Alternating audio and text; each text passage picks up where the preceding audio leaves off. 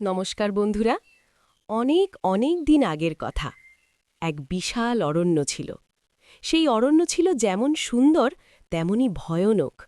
সেখানে বড় বড় শাল সেগুন গাছের সারি আকাশ ছুঁয়ে থাকত। ঝিরঝির করে বয়ে যেত পাহাড়ি ঝর্ণা, পাখির কলকালিতে মুখর থাকত চারপাশ। কিন্তু এই সুন্দর বনের পশুদের মনে কোনো সুখ ছিল না। তাদের চোখে ছিল সব সময় মৃত্যুর ভয়।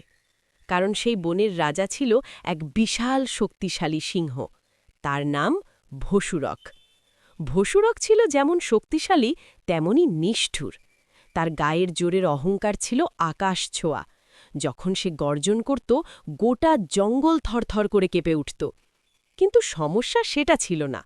সমস্যা ছিল তার ক্ষুধা। সে খিদের প্রয়োজনে তো শিকার করত বটেই, কিন্তু খিদের প্রয়োজন ছাড়াও সে অকারণে বনের পশুদের হত্যা করত। প্রতিদিন তার নখের আঁচড়ে প্রাণ দিত হরিণ, বুনো শুয়োর, মহিষ, এমনকি ছোট ছোট খরগোশও। বনের পশুরা ভয়ে গর্ত থেকে বেরোতে পারত না। তাদের জীবন হয়ে উঠেছিল দুর্বিষহ। একদিন বনের সব পশুপাখি দেখল, এভাবে চলতে থাকলে তো তারা সবাই একদিন শেষ হয়ে যাবে। ভসুরকের হাত থেকে বাঁচার উপায় কি? হরিণ, ভাল্লুক, মহিষ, শিয়াল সবাই মিলে এক গোপন সভায় বসল। অনেক আলোচনার পর তারা একটি কঠিন সিদ্ধান্ত নিল। তারা ঠিক করল তারা নিজেরাই সিংহের কাছে যাবে এবং একটি প্রস্তাব দেবে। ভয়ে কাঁপতে কাঁপতে তারা সিংহের গুহার সামনে গিয়ে দাঁড়াল। সিংহ তাদের দেখে হুঙ্কার দিয়ে উঠল, কিরে, তোরা সব দল বেঁধে এসেছিস কেন? মরার শখ হয়েছে? পশুদের মধ্যে থেকে একজন সাহসী প্রতিনিধি ভয়ে ভয়ে বলল, মহারাজ, আমরা আপনার প্রজা, আপনি আমাদের রাজা। আপনি যদি প্রতিদিন এভাবে অকারণে আমাদের মারতে থাকেন, তবে তো শীঘ্রই এই বন পশু শূন্য হয়ে যাবে, আর প্রজা না থাকলে রাজা রাজত্ব করবেন কার ওপর? সিংহ বলল, তো কি চাস তোরা?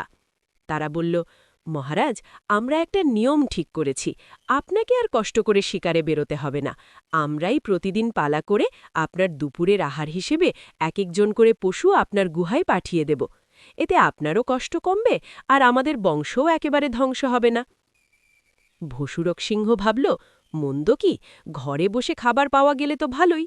সে বলল, বেশ, আমি রাজি, কিন্তু মনে রাখবি, যেই দিন খাবার আসতে দেরি হবে সেদিন আমি তোদের সবাইকে মেরে শেষ করে দেব। সেই থেকে শুরু হলো এক করুণ অধ্যায়। প্রতিদিন সকালে বনের পশুদের মধ্যে কান্নার রোল পড়ে যায়। আজ কার পালা?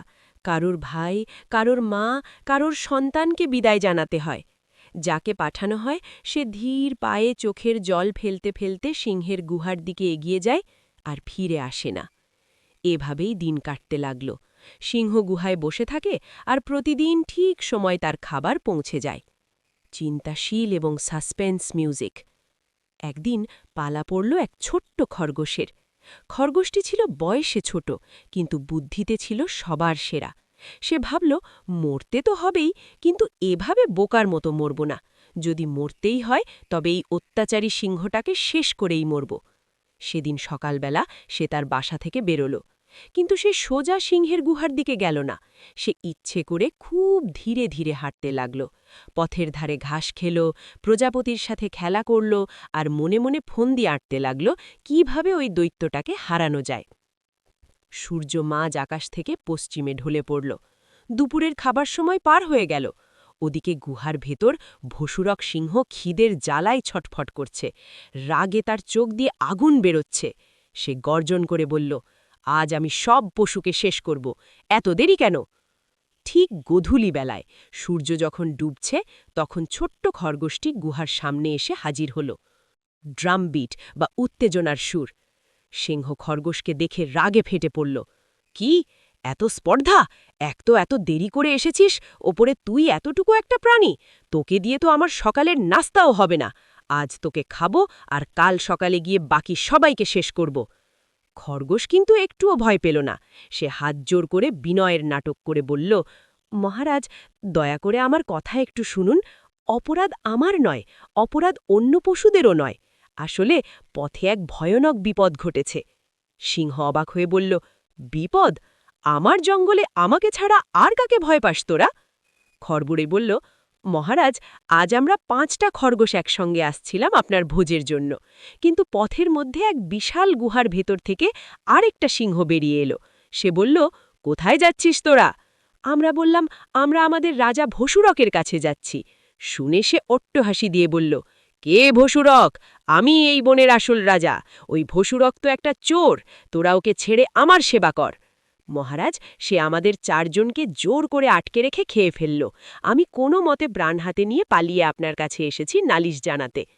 সিংহের তো এমনিতেই খিদে, তার উপর এই কথা শুনে তার মাথায় রক্ত উঠে গেল। কি? আরেকটা সিংহ? আমার রাজত্বে আরেকজন রাজা? কোথায় সে? নিয়ে চল আমাকে এক্ষুনি। খরগোশ মনে মনে হাসল, তার চাল সফল হয়েছে। সে বলল, চলুন মহারাজ, আমি আপনাকে দেখিয়ে দিচ্ছি। তবে সে কিন্তু খুব শক্তিশালী, সে এক দুর্ভেদ্য দুর্গের মধ্যে থাকে। সিংহ হুঙ্কার দিয়ে বলল, চুপ কর, আমাকে শুধু জায়গাটা দেখা। রহস্যময় এবং ক্লাইম্যাক্স মিউজিক। খরগোশ সিংহকে নিয়ে জঙ্গলের শেষ প্রান্তে এক পুরনো গভীর কুয়োর কাছে এলো। কুয়োর জল ছিল একদম স্বচ্ছ আর স্থির। খরগোশ কুয়োর পাড়ে দাঁড়িয়ে ফিসফিস করে বলল, মহারাজ, ওই দেখুন, ওই দুর্গের ভিতরেই সেই শয়তান সিংহটা লুকিয়ে আছে। আপনি উকি দিয়ে দেখুন। বোকা সিংহ রাগে হিতাহিত জ্ঞান হারিয়ে ফেলেছিল। সে এক লাফে কুয়োর পাড়ে উঠল এবং ভিতরে উকি মারল। নিচে শান্ত জলে সে তার নিজের প্রতিবিম্ব দেখতে পেল। কিন্তু রাগের চোটে সে বুঝতেই পারল না যে ওটা তার নিজের ছায়া। সে ভাবল, সত্যি বুঝি জলের নিচে আর একটা সিংহ তার দিকে তাকিয়ে আছে। ভসুরক সিংহ জোরে গর্জন করে উঠল, হালুম! কুয়োর গভীর ভিতর থেকে প্রতিধ্বনি হয়ে শব্দ ফিরে এলো দ্বিগুণ জোরে, হালুম! সিংহ ভাবল, ওই শত্রু সিংহটা তাকে পাল্টা চ্যালেঞ্জ করছে। সে আর দেরি না করে, তোর এত সাহস, বলে ঝাঁপ দিল সেই গভীর কুয়োর ভিতরে। তারপর কেবল জলের ঝপাস শব্দ। হাবুডুবু খেতে খেতে অত্যাচারী সিংহ তার নিজের বোকামির জন্য প্রাণ হারাল, আর উঠে হাসতে পারল না। আনন্দজনক এবং বিজয়ের সুর। খরগোশ ওপর থেকে উকি দিয়ে দেখল সব শেষ। সে মনের আনন্দে নাচতে নাচতে ফিরে গেল বাকি পশুদের কাছে। খবরটা শুনে গোটা জঙ্গলে আনন্দের বন্যা বয়ে গেল। ছোট্ট একটা খরগোশ তার বুদ্ধি দিয়ে বিশাল এক দানবকে হারিয়ে দিল। বন্ধুরা, আচার্য বিষ্ণু শর্মা এই গল্প থেকে আমাদের কি শিখিয়েছেন? তিনি শিখিয়েছেন, বুদ্ধি যার, বল তার। Intelligence is power. শরীরের শক্তি থাকলেই হয় না, বিপদের সময় মাথা ঠান্ডা রেখে বুদ্ধি খাটাতে হয়, তবেই বড় বড় বিপদ থেকে রক্ষা পাওয়া যায়। আজকের গল্প এখানেই শেষ। গল্পটি কেমন লাগলো কমেন্ট করে জানান। এমন আরও গল্প শুনতে আমাদের চ্যানেলটি সাবস্ক্রাইব করুন। ভালো থাকুন, সুস্থ থাকুন।